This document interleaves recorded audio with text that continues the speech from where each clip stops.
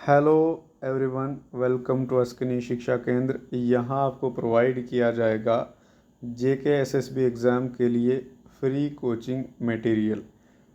जैसे आपको पता है कि जेके एसएसबी की जेकेपी कांस्टेबल की नोटिफिकेशन आ चुकी है। 4000 प्लस वैकेंसीज़ हैं। ये बहुत ही अच्छा मौका है आप सब के लिए अपना गवर्नमेंट जॉब होने का सपना पूरा करने का। ये जो रिक्रूटमेंट प्रोसेस है, इसमें फ़िज़िकल फ़िटनेस और एग्ज़ाम दोनों इक्वली इम्पॉर्टेंट हैं। तो इसलिए अपनी एग्ज़ाम की तैयारी बूस्ट करने के लिए हमसे जुड़ें बिल्कुल फ्री ऑफ कॉस्ट। तो चलिए शुरू करते हैं बिना टाइम वेस्ट किए ही। हम शुरू करेंगे यहाँ पे मॉडर्न हिस्ट्री से, और मॉडर्न हिस्ट्री में भी हम शुरुआत करेंगे टॉप 20 MCQs से। अब आप पूछोगे कि MCQ पहले क्यों? तो MCQ इसलिए हम पहले शुरू करेंगे क्योंकि MCQs जो हैं ये वो MCQs हैं जो डिफरेंट स्टेट्स बोर्ड या हमारे जेके एसएसबी के द्वारा ऑलरेडी एग्ज़ाम्स में पूछे जा चुके हैं। तो इससे आपको एक आइडिया बन जाएगा, एक स्ट्रेटेजी जब आप पढ़ोगे ना, तो कौन से पॉइंट्स हमने ज़्यादा जिनके ऊपर फोकस करना है, कौन से पॉइंट्स हमने याद रखने हैं, पढ़ने की एक स्ट्रेटेजी आपको पता चल जाएगी कि हमने एक्चुअली में पढ़ना कैसे है। तो इसलिए हम पहले MCQs पढ़ेंगे, जिससे आपको एक ब्रॉड आइडिया लग जाएगा कि एक्चुअली में हमारा तैयारी कैसा होना चाहिए। तो चलिए शुरू करते हैं।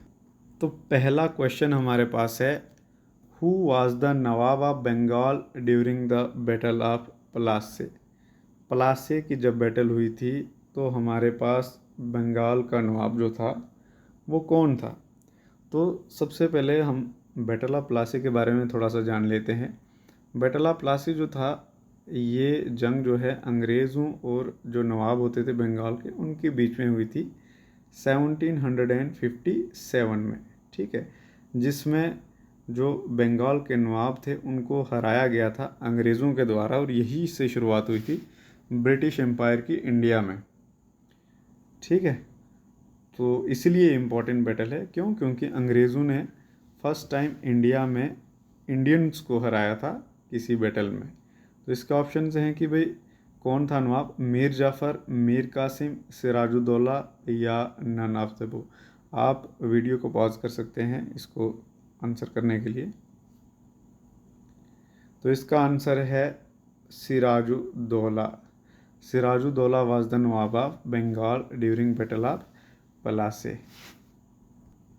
ये हार जाता है अंग्रेज़ों से, और अंग्रेज़ों का जो कमांडर था वो था रॉबर्ट क्लीव। ठीक है, और मीर जाफ़र जो था वो था कमांडर सिराजुद्दौला का। ठीक है, और इसने लालच दी थी रॉबर्ट क्लीव ने कि अगर हम मिल के सिराजुद्दौला को हराते हैं तो नवाब मीर जाफ़र बनेगा। तो इसी लालच में आके जो मिलिट्री चीफ था सिराजुद्दौला का वो बिक चुका था, रॉबर्ट क्लीव के अंडर आ चुका था, और इसलिए बिना लड़े ही ये जंग सिराजुद्दौला हार जाता है, और यहाँ से फिर बंगाल जो है उसके ऊपर कब्ज़ा हो जाता है अंग्रेज़ों का। ठीक है, सेकंड क्वेश्चन है हमारे पास, who was the first governor general of Bengal. Bengal का पहला गवर्नर जनरल कौन था? ऑप्शंस हैं Lord Mountbatten, Lord Canning, Lord Warren Hasting या लॉर्ड डलहौजी। तो इसका ऑप्शन है Lord Warren Hasting. Lord Warren Hasting was the first governor general of Bengal from 1773 to 1785। ठीक है, he was the first governor general of Bengal. Sirajuddaulah को हराने के बाद कुछ पपेट रूलर जब बंगाल में बनते हैं, जो अंग्रेज़ चाहते थे कि वो उनके इशारों पे चलें, लेकिन जब ऐसा नहीं होता है तो 1773 में रेगुलेशन एक्ट आता है, जिसके तहत ईस्ट इंडिया कंपनी जो सिर्फ ट्रेड करने आई थी, अब एडमिनिस्ट्रेशन को भी अपने अंडर कर लेती है। तो इसलिए first governor general of Bengal was Lord Warren Hastings. Third question है, who is known as the father of INC। Indian National Congress का फादर हम किसको कहते हैं? तो ऑप्शंस हैं A.O. ह्यूम, गांधी जी, तिलक या नेहरू। आप पास करके भी इसका आंसर कर सकते हैं तब तक। इसका सही आंसर है ए ओ ह्यूम। ठीक है, he was the founder of INC, Indian National Congress, in 1885। ठीक है, नेक्स्ट क्वेश्चन है हमारे पास, the call back to Vedas was given by. अब बैक टू वेदास जो कॉल है वो किसने दी थी? स्वामी विवेकानंद, स्वामी दयानंद सरस्वती, अरबिंदो घोष, राजा राम मोहन राय। ठीक है, तो इसमें इसका सही आंसर है स्वामी दयानंद सरस्वती। क्या है? स्वामी दयानंद सरस्वती इसका सही आंसर है। ठीक है, इन्होंने ही कहा था कि हिंदू जो एक प्योर रिलीजन जो वेदास के समय में था, हमें उसी को प्रैक्टिस करना चाहिए। जो इम्प्योरिटीज़, डिस्क्रिमिनेशंस वगैरह वगैरह हैं, ये अपने आप ही दूर हो जाएंगी। Swami Dayanand Saraswati was also the founder of Arya Samaj. ठीक है, next question is who wrote Sarfaroshi ki Tamanna अब हमारे दिल में है। आपने बहुत सुना होगा ये सरफरोशी की तमन्ना अब हमारे दिल में है, देखते हैं जोर कितना बाजुए कातिल में है। ठीक है, तो ये एक्चुअली में लिखा किसने था? तो ऑप्शन हैं आपके पास, मोहम्मद इकबाल, राम प्रसाद बिस्मिल, काजी नज़रुल इस्लाम या फिराक गोरखपुरी। तो इसका सही आंसर है राम प्रसाद बिस्मिल। राम प्रसाद बिस्मिल। ठीक है, भगत सिंह का साथी था ये, स्पेशली जो खास करके भगत सिंह जो एक तरीके से वायलेंट एक्टिविटीज़ भगत सिंह करते थे, उनके साथ ये लगातार हाथ में हाथ मिलाए हुए थे। ठीक है, Ram Prasad Bismil. And the next question we have, who among the following implemented the doctrine of lapse? तो सबसे पहले डॉक्ट्रिन ऑफ लैप्स का आपको पता होना चाहिए। तो ये एक तरीके से ये एक कानून बनाया गया था अंग्रेज़ों के द्वारा कि कोई भी इंडियन प्रिंस या कोई भी इंडियन रूलर जिसका अपना जो ओरिजिनल लड़का है वो अगर मर जाता है, राजकुमार मर जाता है, तो अडॉप्टेड रूलर जो है वो नहीं बन सकता है। अडॉप्टेड लड़का रूलर नहीं बन सकता है। अगर आपको नेक्स्ट रूलर चाहिए तो आपका ओरिजिनल सन ही होना चाहिए। तो ये एक ऐसी स्कीम थी जिसके तहत क्या होता था कि भाई किसी भी राजा का अगर कोई ओरिजिनल लड़का नहीं होता था, तो जब राजा मरने की या रिटायरमेंट की कगार पे आ जाता था, तो वो टेरिटरी फिर ब्रिटिश एम्पायर के अंडर आ जाती थी नेचुरली। ठीक है, तो ऑप्शंस हैं आपके पास कि ये डॉक्ट्रिन ऑफ लैप्स किसने इंट्रोड्यूस करी थी? Lord Canning, Lord Dalhousie, Lord Mountbatten और लॉर्ड रिपन। तो सही ऑप्शन है इसका लॉर्ड डलहौजी। कौन सा ऑप्शन है इसका? Lord Dalhousie. ठीक है, next question we have, Champaran Satyagraha was related to. Options हैं इंडिगो, मिल ओनर, प्लेग या लैंड असेसमेंट। अब चंपारण सत्याग्रह जो है वो बिहार में हुआ था, गांधी जी के द्वारा किया गया था, और इसके आंसर सही जो है वो है इंडिगो। क्या है इसका आंसर? इंडिगो सही आंसर है। ठीक है, 1917 में किया गया था ये महात्मा गांधी के द्वारा। ठीक है, महात्मा गांधी जी के द्वारा इस सत्याग्रह को किया गया था 1917 में, बिहार के चंपारण डिस्ट्रिक्ट में, और इंडिगो कल्टीवेटर जो थी उनकी प्रॉब्लम को सॉल्व किया था उन्होंने यहाँ पे। ठीक है, next question we have, who was the first Indian governor of independent India. अब देखो ये बहुत ही सही क्वेश्चन है। अब देखो गवर्नर जनरल तो ब्रिटिशर्स के होते थे। अब आप सोचोगे कि जब हम आज़ाद हो गए उसके बाद तो प्रेसिडेंट होते थे, लेकिन जो पीरियड था 1947 टू 1950 जिसके बीच में हमने संविधान बनाया, कॉन्स्टिट्यूशन बनाया, जिसके तहत फिर हमने ये डिसाइड किया कि हमारे यहाँ पे कौन होगा, प्राइम मिनिस्टर होगा, उसके ऊपर फिर प्रेसिडेंट होगा। ठीक है, उस जो बीच का पीरियड है इसमें लास्ट गवर्नर जनरल जो कि ब्रिटिशर्स था वो था माउंटबेटन। ठीक है, और वही first governor general of India भी रहता है इंडिपेंडेंट इंडिया, लेकिन जून 1948 में वो चला जाता है। और इसका आंसर सही है सी राजगोपाल आचारी। कौन है? सी राजगोपाल आचारी, जो कि जून 1948 8 से लेके 26 जनवरी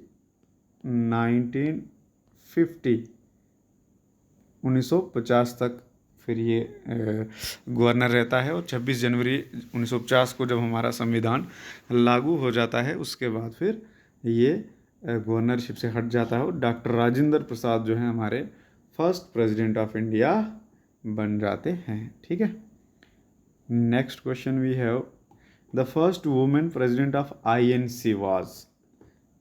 इंडियन नेशनल कांग्रेस की वुमेन प्रेसिडेंट पहली कौन थी? ऑप्शन है आपके पास सरोजनी नायडू, विजय लक्ष्मी पंडित, एनी बसंत और या इनमें से कोई भी नहीं। ठीक है, तो इसका सही आंसर है एनी बसंत। कौन है इसका सही आंसर? सॉरी, एनी बसंत। एनी बसंत जो है वो पहली महिला प्रेसिडेंट बनती है इंडियन नेशनल कांग्रेस की। कब? 1917 में। ठीक है, कहाँ पे? कैलकाटा सेशन में। ठीक है, कलकत्ता सेशन ऑफ कांग्रेस जब 1917 में हुआ था उसमें प्रेसिडेंट कौन था? Annie Besant. Next question we have who gave the title of Sardar to Vallabhbhai Patel? Most important, आपने सुना होगा सरदार वल्लभ भाई पटेल का नाम। ठीक है, तकरीबन में भी सब ने सुना होगा, first home minister of India. ठीक है, तो उनको जो सरदार का टाइटल है वो किसने दिया था? वो दिया था उनको महात्मा गांधी ने। किसने दिया था? महात्मा गांधी ने। कब दिया था? जब उन्होंने बरदोली सत्याग्रह जो गुजरात में उन्होंने किया था उसमें जब उन्होंने जीत हासिल की थी तो उस खुशी में महात्मा गांधी ने उनको सरदार का टाइटल दिया था। किसका दिया था? सरदार का टाइटल। ठीक है, next question we have who was the political guru of Gandhi ji? Most important. अब गांधी जी जो थे वो उनका पॉलिटिकल गुरु कौन था? ऑप्शन हैं आपके गोपाल कृष्ण गोखले, तिलक, लाला लाजपत राय या औरोबिंदो घोष। तो इसका सही आंसर है गोपाल कृष्ण गोखले। कौन है? गोपाल कृष्ण गोखले। उनकी 1915 में जब वो साउथ अफ्रीका से इंडिया आए थे तो भी गोपाल कृष्ण गोखले से के कहने पे आए थे। कब आए थे? 1915 में महात्मा गांधी साउथ अफ्रीका से इंडिया आए थे और फिर इन्हीं के कहने पे वो पूरा 1 ईयर, ठीक है, 1 ईयर पूरे इंडिया में टूर किया था उन्होंने। इंडिया में टूर किया था पूरा 1 साल उन्होंने, ताकि सिचुएशन को वो समझ सकें कि यहाँ पे किस चीज़ की ज़रूरत एक्चुअली में है। नेक्स्ट क्वेश्चन वी हैव बेगम हज़रत महल लेड द 1857 रिवोल्ट फ्राम। जो बेगम हज़रत महल है 1853 में जो लड़ाई हुई थी आज़ादी की, वो उसको कहाँ से लीड कर रही थी? तो ऑप्शंस हैं लखनऊ, बनारस, कानपुर या इलाहाबाद। ठीक है, तो अब 1857 का जो रिवोल्ट है उसके बारे में आपको थोड़ा सा बता देता हूँ। 1857 का जो रिवोल्ट है वो पहली आज़ादी की जंग हम इसलिए कहते हैं क्योंकि उससे पहले भी बहुत सारे रिवोल्ट होते थे, लेकिन उनकी इंटेंसिटी इतनी ज़्यादा नहीं होती थी। पूरा एक नेशनल लेवल पे रिवोल्ट जो है फर्स्ट टाइम 1857 में ही हुआ था और ये काफ़ी ब्रूटल था, ख़तरनाक था इंडियंस के लिए प्लस ब्रिटिशर्स के लिए भी। कम से कम 10 लाख लोग इसमें मर जाते हैं। ठीक है, और एक तरीके से ब्रिटिश साम्राज्य को हिला के रख देने वाला ये पहला रिवोल्ट था 1857। तो इसलिए इसको बहुत सारे historian first war of independence भी कहते हैं। ठीक है, और अलग अलग स्टेट्स, अलग अलग प्रिंसली स्टेट जो समय पे थी, छोटे छोटे राज्य, उन्होंने अलग अलग लीडर्स के द्वारा वहाँ से लीड किया गया था इस रिवोल्ट को। ठीक है, जैसे कि बनारस, कानपुर, इलाहाबाद और लखनऊ। अब इसमें से आपने देखना है कि बेगम हज़रत महल कहाँ से लीड करती, तो सही आंसर इसका है लखनऊ। कहाँ से? लखनऊ। बेगम हज़रत महल जो है वो लखनऊ से इसको लीड कर रही थी। ठीक है, okay. Next question we have Muslim League was founded. अब देखो, मुस्लिम लीग जो इंडिया में फ्रीडम स्ट्रगल के दौरान कह सकते हैं कि एक इकलौती पार्टी जो मुस्लिम कम्युनिटी को रिप्रेजेंट करती थी। ठीक है, इसको कब बनाया गया था? अब ऑप्शन है 1906, 1905, 1907 और 1904। तो इसका सही आंसर है 1906। ए पार्ट इसका सही आंसर है 1906। एक्चुअली इसका डेट है दिसंबर 06। ठीक है। Next question we have, who authored the book The Discovery of India. अब ये जो बुक जिसका नाम है द डिस्कवरी ऑफ इंडिया, ये किसने लिखी है, इसका ऑथर कौन है? गांधी, नेहरू, गोखले या विवेकानंदा। तो इसका सही आंसर है नेहरू। गांधी नहीं, नेहरू। इसका सही आंसर है आपके पास नेहरू। गांधी गलती से, सही आंसर इसका नेहरू। ठीक है। Next question we have, indigo revolt in Bengal took place in. अब जो इंडिगो रिवोल्ट बंगाल में होता है वो कब होता है? ऑप्शंस हैं 1859, 1857, 1870 या 1844। तो इसका सही आंसर है आपका 1859। 1857 में जब रिवोल्ट 1857 का होता है इंडिया लेवल पे, उसके ठीक 2 साल के बाद, 1-1.5 साल के अंदर अंदर ही पूरा रिवोल्ट सप्रेस हो जाता है। ठीक है। और बंगाल में इंडिगो जो वर्कर्स हैं, इंडिगो जो प्लांटेशन के वर्कर हैं, ठीक है, वो काफ़ी ज़्यादा तंग आ जाते हैं क्योंकि इंडिगो की डिमांड काफ़ी बढ़ जाती है यूरोप में। और जो प्लांटर्स हैं वो काफ़ी प्रेशर डाल रहे होते हैं पीजेंट्स के ऊपर कि आप ज़्यादा इंडिगो उगाकर हमें प्रोवाइड करें। तो इसीलिए इस प्रेशर के अंडर उन्होंने रिवोल्ट किया था 1859 में। और अंग्रेज़ों ने इस चीज़ को देखा कि दोबारा से 1857 की जैसी सिचुएशन ना क्रिएट हो जाए, इसलिए उन्होंने बहुत सारी शर्तें इसमें पीजेंट्स की मान ली थी। ठीक है। और बहुत सारे हिस्टोरियन इसको एक तरीके से इंडियन पीजेंट्स की जीत भी कहते हैं इसमें, कि इंडियन पीजेंट्स की डिमांड इसमें पूरी हो जाती है। तो कब होता है इंडिगो रिवोल्ट बंगाल में? 1859 में। ठीक है। Next question we have, who was the viceroy of India during Quit India Movement. अब देखो, क्विट इंडिया मूवमेंट जो है 1942 में शुरू हुई है। कब शुरू हुई है? 1942 में शुरू हुई है क्विट इंडिया मूवमेंट। शुरू किसके द्वारा की है? गांधी जी के द्वारा। किसके द्वारा? गांधी के द्वारा। ठीक है। अब इस क्विट इंडिया मूवमेंट में ब्रिटिश वाइसरॉय कौन था? लॉर्ड मिंटो था, मतलब ईस्ट इंडिया कंपनी का जो हेड था यहाँ पे। लॉर्ड लिनलिथगो था, लॉर्ड वेवल था या लॉर्ड विलिंगटन। तो सही आंसर है इसका लॉर्ड लिनलिथगो। क्या है? Lord Linlithgow. ठीक है। क्विट इंडिया मूवमेंट जो है लास्ट ऐसी मूवमेंट थी, बड़ी मूवमेंट, जो हमने एक तरीके से फ्रीडम स्ट्रगल के दौरान की थी। और इस क्विट इंडिया मूवमेंट में ही महात्मा गांधी ने किस चीज़ का नारा दिया था? डू और डाई का। किसका नारा दिया था? डू और डाई। ठीक है। और बहुत सारे लोग इसमें मरे भी थे, लेकिन तकरीबन हम आप इस मूवमेंट को एक कामयाब मूवमेंट के रूप में देखते हैं। Next question we have, who was the first Muslim president of INC. अब देखो, इंडियन नेशनल कांग्रेस 1885 से शुरू हुई है और आज भी आप देख रहे हो इलेक्शन लड़ रहे हैं। ठीक है। राहुल गांधी अभी रिसेंट इसके प्रेसिडेंट थे, उसके बाद फिर मल्लिकार्जुन खड़गे अब आईएनसी के प्रेसिडेंट हैं। तो इसका पहला मुस्लिम प्रेसिडेंट कौन था? तो ऑप्शंस हैं आपके पास, बदरुद्दीन तैयबजी, हसन इमाम, मौलाना अब्दुल कलाम आज़ाद या गफ़ार खान। ठीक है। जिसको फ्रंटियर गांधी भी कहते हैं, गफ़ार खान को इसको। तो अब इसका सही आंसर है बदरुद्दीन तैयबजी। क्या आंसर है इसका सही? बदरुद्दीन तैयबजी जो हैं वो first Muslim president of Indian National Congress भी हैं। और बदरुद्दीन तैयबजी जो हैं वो पहले बैरिस्टर भी हैं जिन्होंने बॉम्बे हाई कोर्ट में प्रैक्टिस करना शुरू किया था। अब कांग्रेस एक सेकुलर पार्टी है, इस वजह से इसमें बहुत सारे मुस्लिम जो हैं वो भी प्रेसिडेंट बनते हैं। ठीक है। तो फर्स्ट मुस्लिम कौन थे? Badruddin Tyabji. Next question we have, sati system was abolished in कब। अब देखो, सती सिस्टम क्या था, पहले इसके बारे में थोड़ा जान लेते हैं। खैर आप सबको पता ही होगा, सती सिस्टम में बहुत सारी औरतें, जो विधवा औरतें होती थी, उनको भी जला दिया जाता था उनके हस्बैंड्स के साथ में ही, उन्हीं के चिता में जिंदा ही। ठीक है। और ऑब्वियसली बहुत सारे रिफॉर्मर्स जो और ब्रिटिशर्स को लगा था कि ये एक इनह्यूमन प्रैक्टिस है, ठीक है, जिसको बैन होना चाहिए, बैन करना चाहिए जिसको।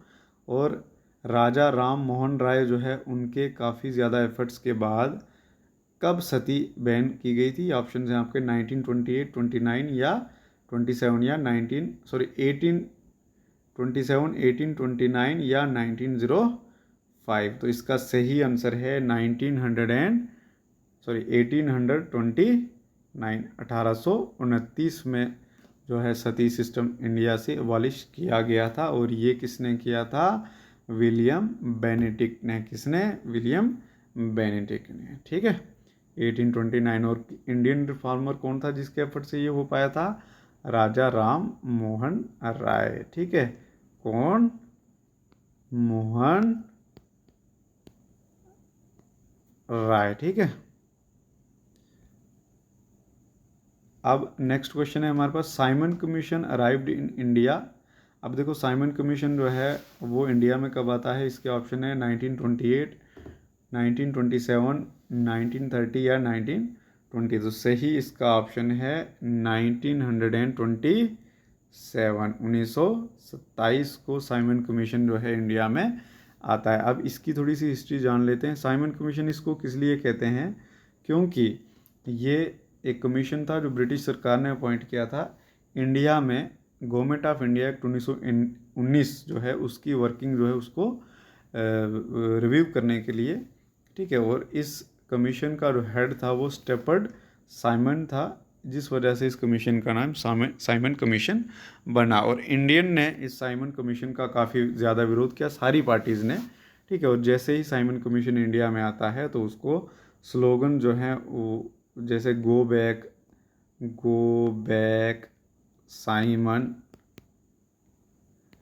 ठीक है, ऐसे स्लोगन से ग्रीट किया गया, ठीक है। और इंडियन जो है इसका विरोध इसलिए करते थे क्योंकि इसमें जितने भी मेंबर्स थे वो सारे ब्रिटिशर्स थे और एक भी इंडियन मेंबर इसमें नहीं था। इसलिए इंडियन फ्रीडम फाइटर जो थे हर पार्टी के लोगों ने इसका विरोध किया, ठीक है।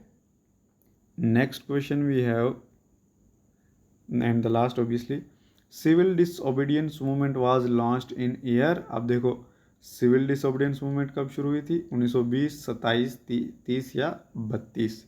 तो इसका सही आंसर है आपका 1930, 1930। सिविल डिसओबीडियंस मूवमेंट जो है 1930 में किसके द्वारा? गांधी के द्वारा शुरू की गई थी, ठीक है। और इसी को हम कहते हैं साल्ट मार्च भी, ठीक है।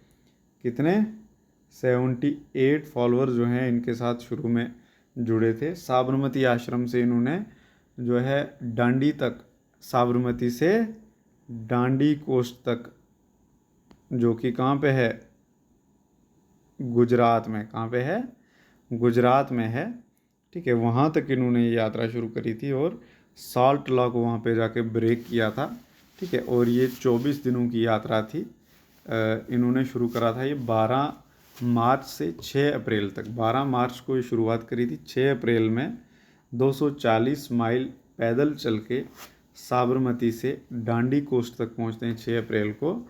और वहाँ पे जाके ये साल्ट लॉ तोड़ते हैं 1930 में और अंग्रेज़ों को ये संदेश देते हैं कि अब हम तुम्हारे कानून सिर्फ अवॉइड नहीं करेंगे बल्कि तोड़ेंगे भी। तो यहाँ से शुरुआत होती है सिविल डिसओबीडियंस मूवमेंट की, ठीक है। तो ये थे टॉप 20 MCQs जो डिफरेंट एग्ज़ाम्स में पूछे गए हैं JKSSB या different state service selection boards के द्वारा, ठीक है। इनको हमने सबसे पहले अपलोड इसलिए किया ताकि आप लोग जब भी अब हिस्ट्री की तैयारी करो, स्पेशली मॉडर्न हिस्ट्री की, तो आप सबको ये पता रहे, ठीक है, कि हमने एक्चुअली में तैयारी करनी कैसे, क्वेश्चन बनते कहाँ से। रेंडमली आप ऐसे ही ना पढ़ते रहो कि भाई एज ए स्टोरी, लेकिन आपको जो जो पॉइंट्स हाईलाइट करने चाहिए, जिन जिन फील्ड्स के ऊपर आपको स्ट्रेस देना चाहिए, वो आपको पहले से ही पता हो, इसलिए हमने इन क्वेश्चन को अपलोड किया। Thank you very much. अगर अच्छा लगा तो इसको शेयर सब्सक्राइब करो, नहीं भी करोगे तो तुम्हारी मर्ज़ी, ठीक है। लेकिन इस चैनल पे आपको फ्री कंटेंट मिलता रहेगा, ठीक है। अगर कोई सोर्स नहीं है तो हमारे साथ जुड़े रहिए, हम बहुत जल्दी इसकी और भी वीडियो अपलोड करते रहेंगे। Thank you very much, take care.